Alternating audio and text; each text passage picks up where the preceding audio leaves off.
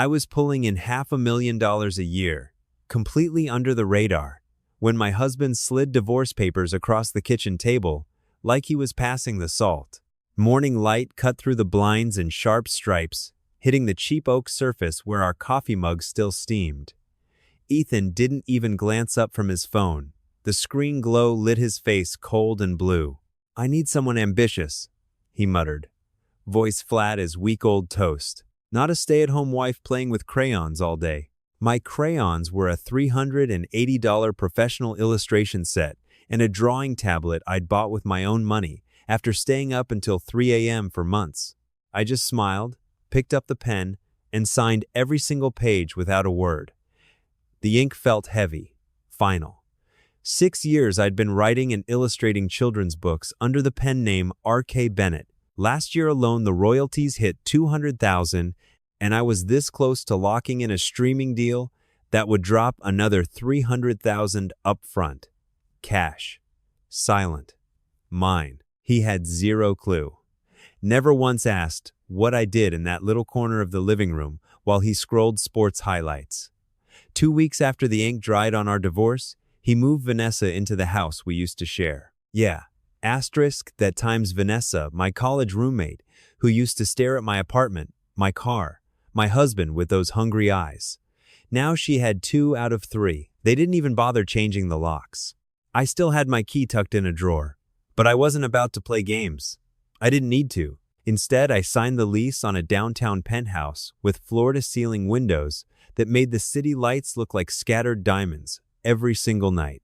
The smell of fresh paint and new carpet still lingered when I unpacked my 7th manuscript and got back to work. 3 quiet months slid by. Then one Saturday at 6:04 a.m., my phone buzzed on the nightstand, cutting through the silence like a knife. Ethan's name lit up the screen. "Can you take Lily today? Vanessa has a spa appointment and I have to work. Please." Lily, his 6-year-old from the first marriage. He wanted me to babysit on my one free weekend. The audacity almost made me laugh out loud in the empty penthouse. I said yes anyway. Not for him, for her. Lily had nothing to do with the mess between us, and if I'm being honest, that little girl had always owned a soft spot in my chest. She showed up at my door clutching a unicorn backpack, ponytail crooked, eyes still sleepy. The morning sun poured through the tall windows, warming the marble counters as we mixed chocolate chip pancake batter together. Flour dusted my cheek. She pointed and giggled so hard she almost dropped the spoon. Then she dug into her bag and pulled out a book. Asterisk, my Times book. The one that had just slammed #1 on the New York Times bestseller list 2 weeks earlier. The cover caught the light, glossy and bright. "Aunt Mia," she said slowly, tracing the author name with one small finger. "Do you know this author? She has your last name."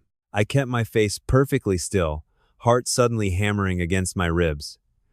"That's my pen name, sweetheart." Her jaw literally dropped. The pancake spatula froze midair. "Wait, you're R.K. Bennett?" Asterisk, the Times R.K. Bennett? I nodded once. She whisper shouted, "Oh my God. Vanessa talks about you Times all the time asterisk. She says you're the biggest children's author right now." I had to press my lips together so hard to keep from laughing.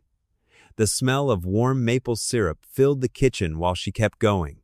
"She bought all your books last month, keeps them on the coffee table, and tells everyone she's obsessed with you." I turned toward the sink so she wouldn't catch the grin spreading across my face.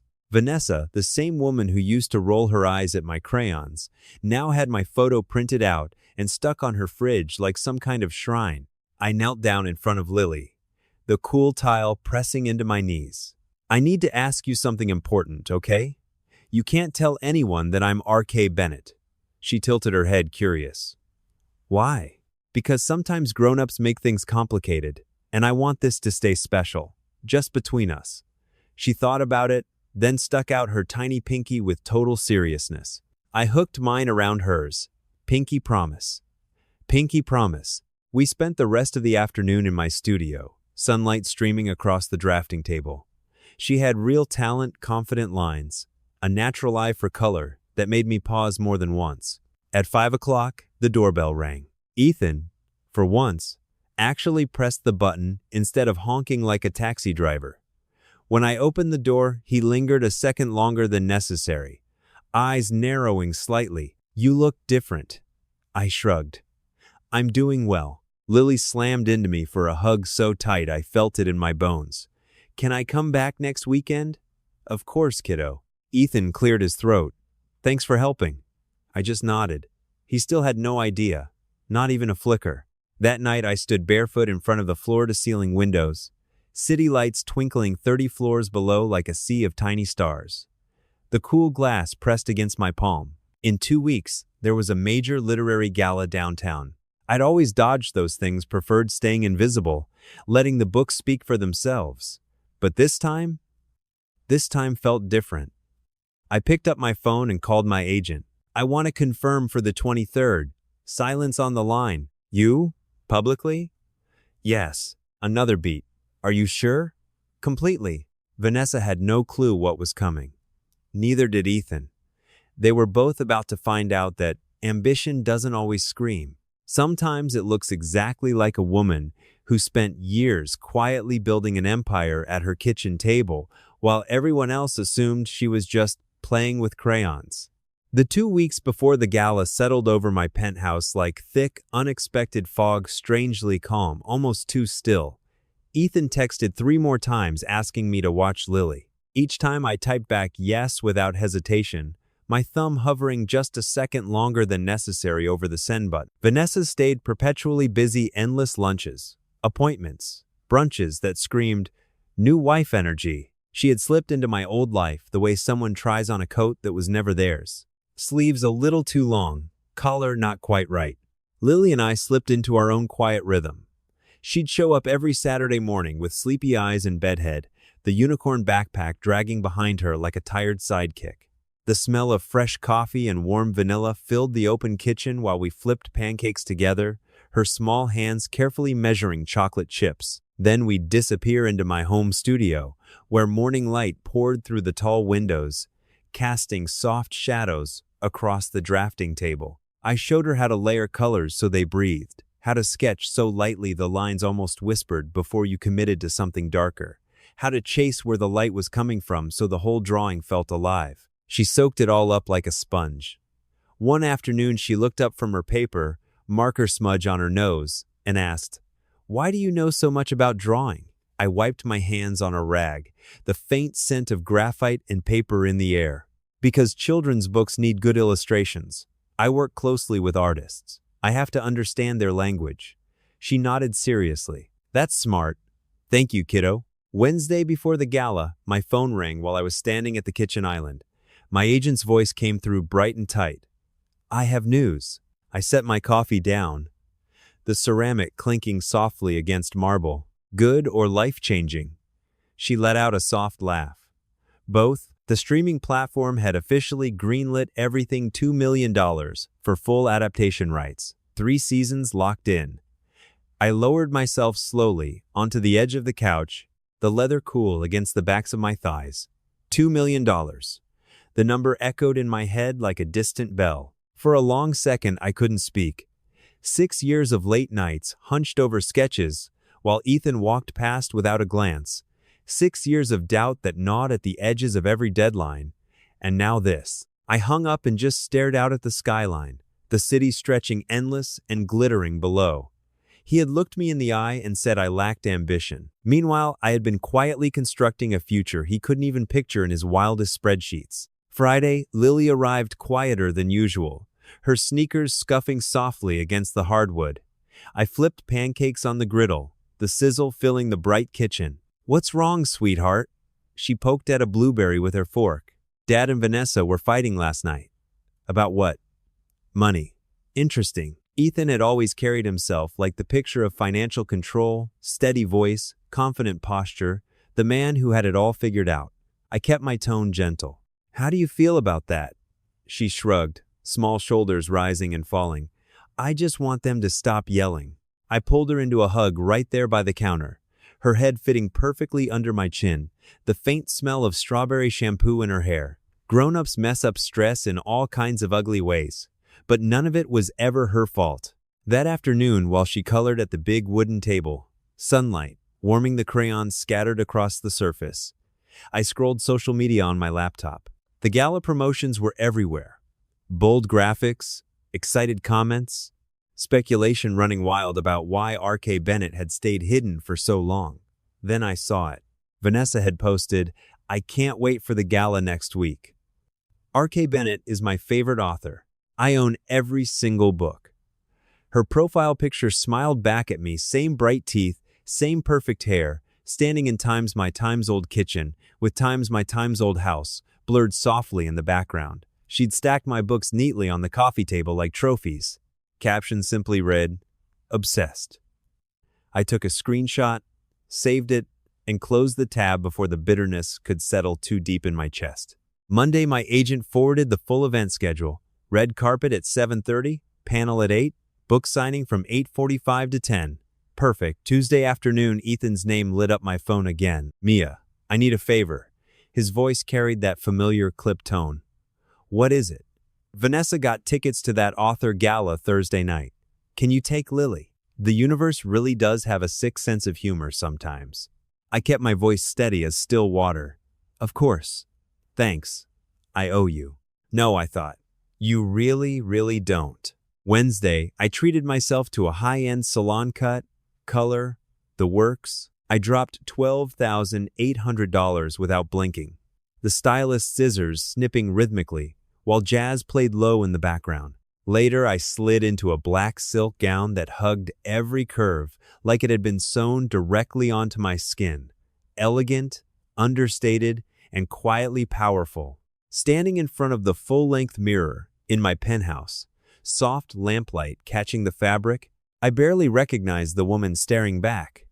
Not because she looked different, but because for the first time in years, she finally looked times visible. Asterisk. Thursday evening, Lily stayed over. Ethan didn't ask questions, just dropped her off with a quick wave. While I fastened my earrings, the metal cool against my fingers, she watched from the couch. "Aunt Mia, where are you going?" "A work event." "Fancy work?" "Very fancy." Her eyes widened. "Can I come?" "Not this time, but I'll tell you everything when I get back." I hired a trusted babysitter, and at 6:50, my driver pulled up a sleek black car gleaming under the building lights. As we glided toward the venue, my stomach stayed steady. No butterflies, just quiet readiness. The prestigious downtown hotel rose ahead, its grand entrance already flashing with cameras. When I stepped out of the car, the night air carried hints of expensive perfume and city exhaust. Immediately, the shouts started. "R.K. Bennett, over here!" White flashes exploded around me like sudden fireworks. I smiled, posed, kept my posture calm and professional, the silk of the gown whispering against my legs. My agent met me just inside, eyes wide as saucers. "You look incredible. Social media is already exploding." She glanced down at her tablet, screen glowing against her dark blazer.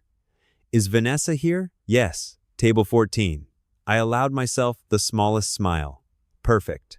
Inside, the ballroom glittered under massive crystal chandeliers that threw fractured light across white linen tables. Hundreds of guests moved between conversations, authors in tailored jackets, editors clutching wine glasses, fans buzzing with excitement. And there, at table 14, sat Vanessa, in a tight red dress that screamed for attention, hairstyled to perfection, laughing with two friends while she swirled a glass of champagne. She hadn't spotted me yet.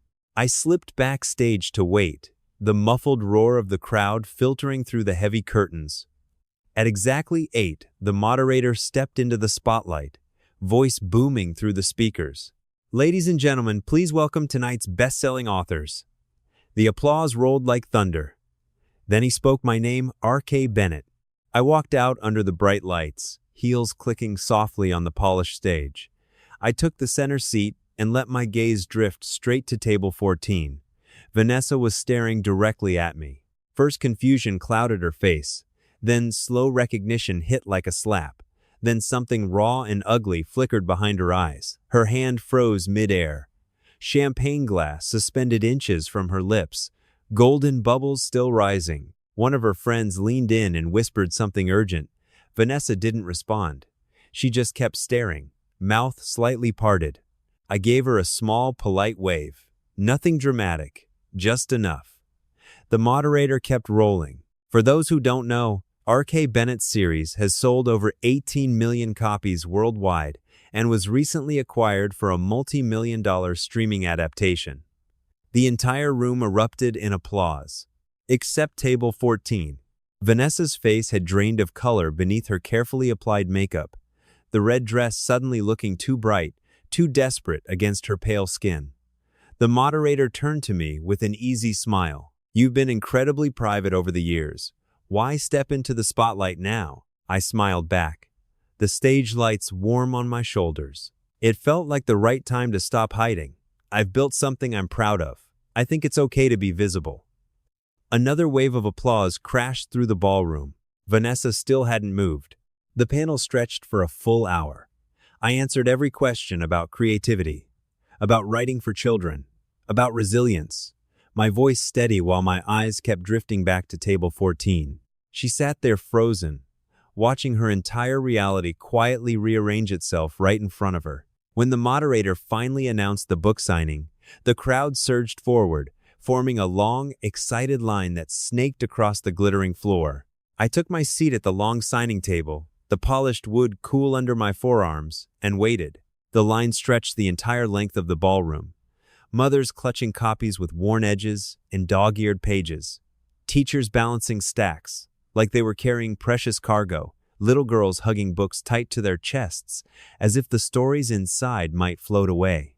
I smiled at every single person, signed slowly so each name felt personal, and held eye contact long enough for them to feel seen. This part had always been the real one for me. Never about settling scores or proving points. It was about the readers, the moms who whispered how my books got their kid through nightmares, the teachers who said a character helped a shy student speak up for the first time, the little girls who saw themselves in my brave, quiet heroines.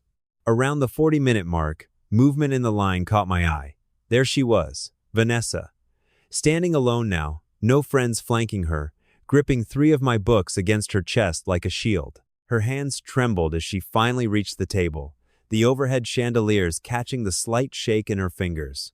"Mia," she breathed, voice barely cutting through the low hum of the crowd. "Hello, Vanessa," I answered in my calmest public voice, the one I'd practiced for panels and interviews. "Would you like them signed?" Her eyes filled instantly, glossy under the bright lights. "I didn't know." "I know you didn't. All this time." She swallowed hard, throat working visibly. "You never told anyone.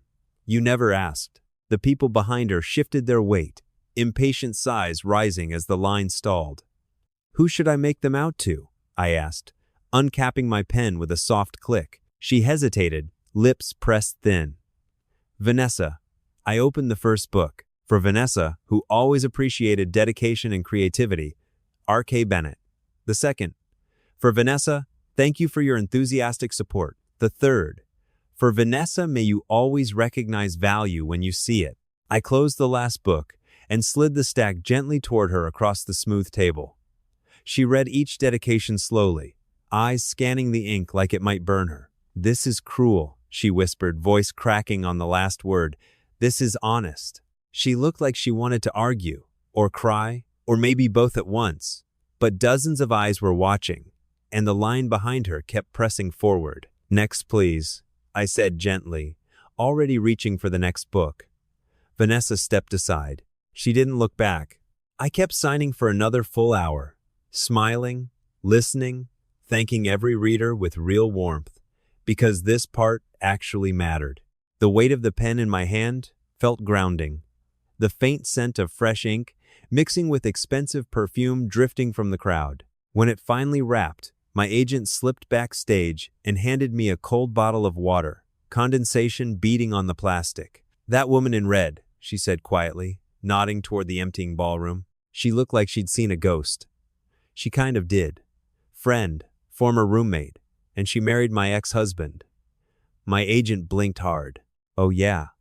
She let out a slow whistle, eyebrows shooting up. You are terrifying in the most elegant way possible. I let out a soft laugh, the kind that releases pressure without making noise. Before heading out, I checked my phone. 5 missed calls from Ethan. 3 texts stacked on top of each other. We need to talk. Vanessa just told me everything. Call me back, Mia, please. I blocked his number right there under the lingering ballroom lights. 2 minutes later, another message popped up from an unknown number.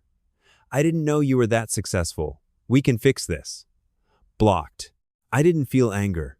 I didn't even feel that sharp rush of satisfaction people talk about.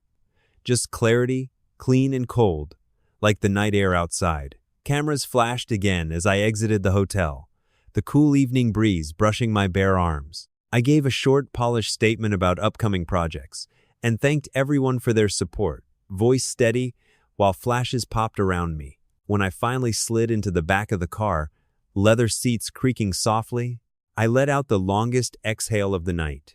Back at the penthouse, the lights were dimmed low, just the city glow spilling through the tall windows. Lily was fast asleep on the couch, curled up tight under a soft blanket, her small chest rising and falling in even rhythm. The babysitter smiled warmly as she gathered her things. She was perfect. I paid her generously, walked her to the door, then sat beside Lily and brushed one stray strand of hair from her cheek. Her life was about to shift in ways she couldn't understand yet, whether she knew it or not. The next morning, she woke up cheerful, sunlight pouring across the hardwood and warming her messy ponytail. "How was your fancy work thing?" she asked, rubbing sleep from her eyes. "It went well." She hesitated, fiddling with the edge of the blanket. "I heard Dad and Vanessa fighting when they came home." "What did they say?" "Vanessa was crying. She said you lied to them. Dad kept saying he didn't know." I nodded slowly, the weight of the words settling in my chest. Sometimes people get upset when they realize they misunderstood someone completely. Did they misunderstand you? Yes. She thought about that for a long moment, brow furrowed. Are you mad? No. Why not? Because I don't need them to understand me anymore. Around noon, the doorbell rang, sharp and unexpected. Ethan. This time he looked wrecked, dark circles carved under his eyes. Shirt wrinkled like he'd slept in it. "Mia," he said, voice rough, "we need to talk. Lily's ready." He stepped forward just a fraction. "I didn't know you were R.K. Bennett." "I know. If I had known..." "What? You wouldn't have left?" He opened his mouth, closed it again. "That's not the point," he said weakly.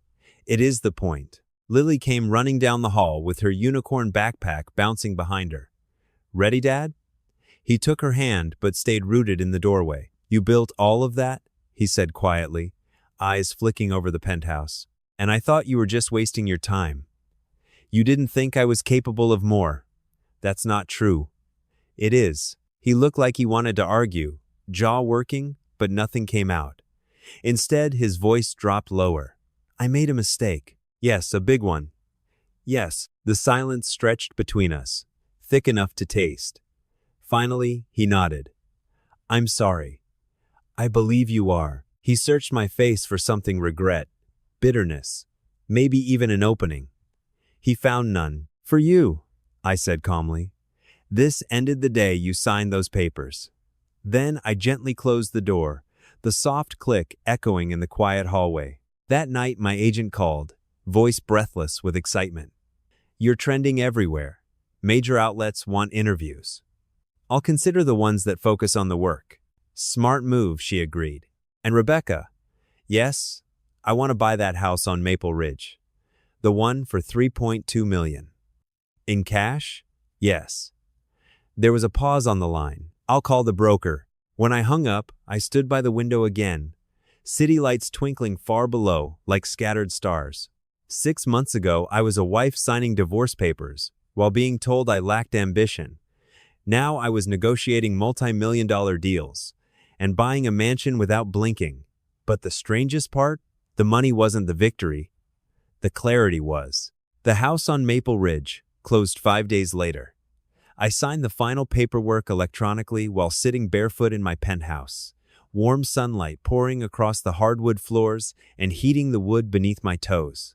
By the end of the week, I owned a 6-bedroom property with a private library that smelled of fresh paint and old paper, a studio flooded with natural light, and a backyard big enough for Lily to run without worrying about traffic. 10 minutes away from the house, Ethan now shared with Vanessa. Close enough to matter, far enough to breathe.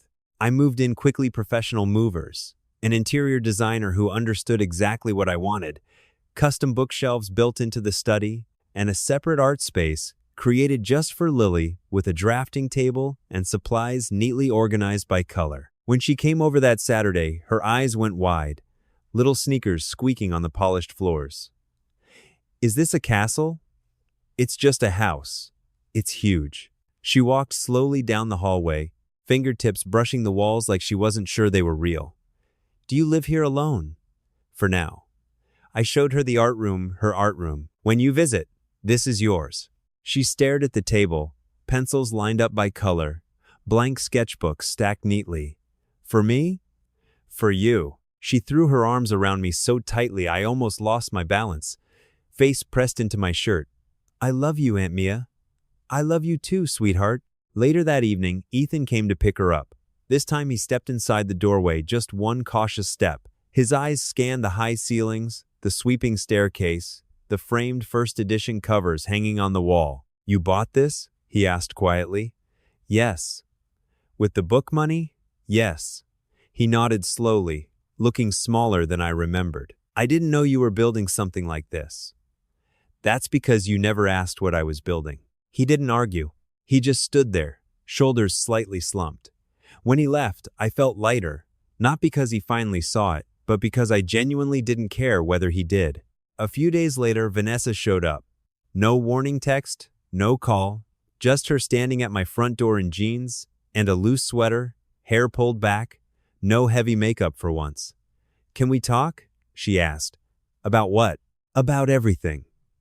Lily was upstairs in the art room, happily drawing. I stepped outside, closed the heavy door behind me, and crossed my arms. You have 5 minutes. She looked different, less polished, more tired. The kind of tired that settles in your bones. I didn't know, she said, voice shaky. About the books, about the money. I know. I thought you were just staying home. I was working. She wiped quickly under one eye. I was jealous of you in college. You always had things together. People liked you. Things worked out for you. Her jaw tightened. You slept with my husband. I thought I won, she admitted, eyes dropping to the ground. And I didn't. There it was. No drama, no screaming. Just truth hanging raw in the afternoon air. Ethan hasn't stopped talking about you since the gala. He keeps saying he made a mistake. That's between him and his conscience. I'm sorry. I studied her face for a long moment. For years, I imagined this moment, thought it would feel triumphant. It didn't. It felt distant, almost hollow. Your apology doesn't change anything, I said calmly, but I accept that you said it. She blinked, surprised. That's it? That's it. You're not going to humiliate me or expose me? I don't need to. There was nothing left to take from her. She nodded slowly and walked away down the driveway. I went back inside. Lily was still sitting at her table, completely focused on a colorful drawing, tongue poking out in concentration. What did she want? She asked softly without looking up. To say sorry. Did you forgive her? No. Are you mad? No. She frowned slightly, crayon pausing mid-stroke. How can you not be mad if you don't forgive her? Because being angry takes energy, and I'd rather use mine building better things. She seemed satisfied with that answer, nodding once before going back to her drawing. A week later, Ethan called again. This time, I didn't block him. I need to talk to you about Lily, he said. My stomach tightened instantly. What about her? She keeps asking to stay with you longer. Silence stretched on the line. She says she feels calmer there. She says you listen. I swallowed slowly. I care about her. I know. There was a long pause, the kind that carries weight. I think we should talk about shared custody. The words landed heavier than any streaming deal ever had. Are you sure? I asked carefully. I'm not failing as her father, he said quickly, defensive. But she's different with you. Better. I thought about the art room, about her pinky promise that day in the penthouse, about the way she hugged me like I was something steady in a storm. We need to speak to her mom and make sure it's done right. I know, but you're open to it? He pressed. Yes. He exhaled slowly, like he'd been holding his breath for weeks. After I hung up, I sat at the kitchen island for a long time, fingers tracing the cool granite. Money had changed my life in huge ways. But Lily, she was quietly changing my heart. That night, I started writing again. Not for headlines or interviews or trending numbers, for her. A story about a little girl who found safety in a house filled with light. A girl who learned that real value doesn't come from who leaves you. It comes from who chooses you. 3 months later, I turned in my 8th manuscript. It felt different from the others, deeper, more personal, like pieces of my own quiet journey had slipped onto every page. My agent called after reading it, voice warm. This is your best one. It's deeper. I know. It's going to break records. She was right. Pre-orders exploded within days. The streaming platform bumped up their marketing budget. Interview requests multiplied like crazy. And through all of it, Lily started spending every weekend at the new house, then entire weeks during school breaks. Then one evening while we were washing dishes together, suds up to our elbows and the kitchen smelling like lemon soap, she asked quietly, "Can I live here?" The plate almost slipped from my hands. Why would you want that? Because here feels like home. I didn't answer right away. Because for the first time in my life, I realized the biggest thing I had built wasn't the empire, the deals, or the houses. It was stability. And someone small was choosing it. When Lily asked if she could live with me, the question hung in the warm kitchen air between us, dishes still dripping in the sink. Not because I didn't want her God, the opposite, but because I understood exactly what that little voice was really asking for. It wasn't the bigger bedroom with the window seat or the endless art supplies. It was safety, the kind you feel in your bones when the yelling stops and someone actually listens. Have you talked to your dad about that? I asked gently, drying my hands on the towel. She nodded, swinging her legs under the stool. He said we could think about it. That told me everything.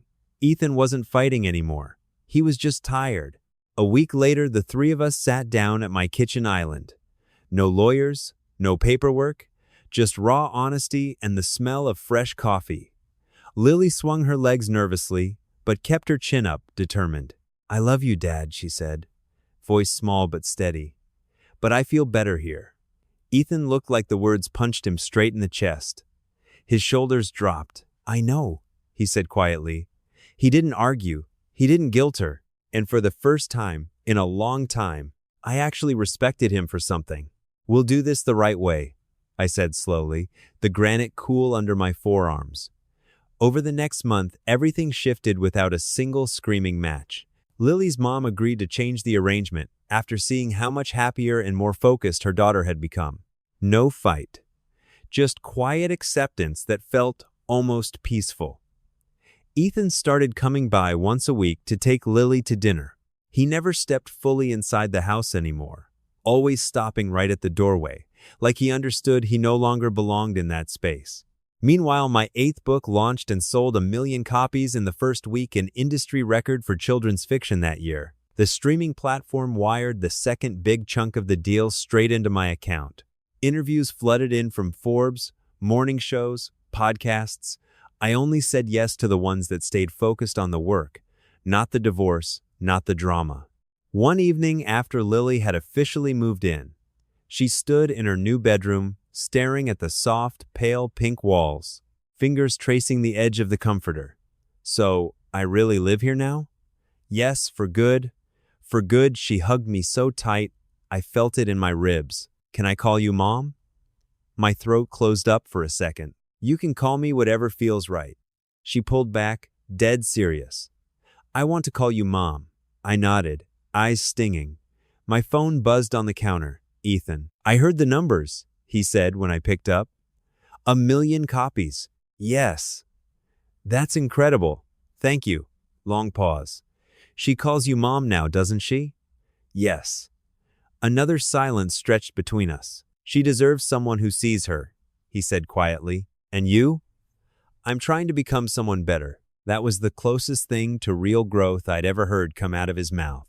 A few weeks later, my agent called again, voice crackling with excitement. You're not sitting down, are you?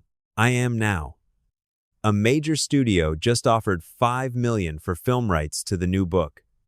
I leaned back slowly in my chair, the leather creaking. $5 million. I didn't even hesitate, except the money felt almost abstract at this point. It wasn't the rush of excitement anymore. It was just momentum. Around that same time, I met someone completely unexpected. Daniel Kim, the executive producer on the streaming adaptation. We had dinner to talk creative direction supposed to be strictly business. It didn't stay that way. He was calm, intelligent, divorced with no kids. He actually listened when I spoke. Not the polite nod kind, the real kind. You built all of this quietly, he said during our second dinner, candlelight flickering between us. That takes discipline. It takes obsession, I corrected. It takes belief. No one had ever framed it quite like that before. When he met Lily, he didn't try to win her over with big, flashy gestures. He just asked about her drawings, treated her opinions like they mattered.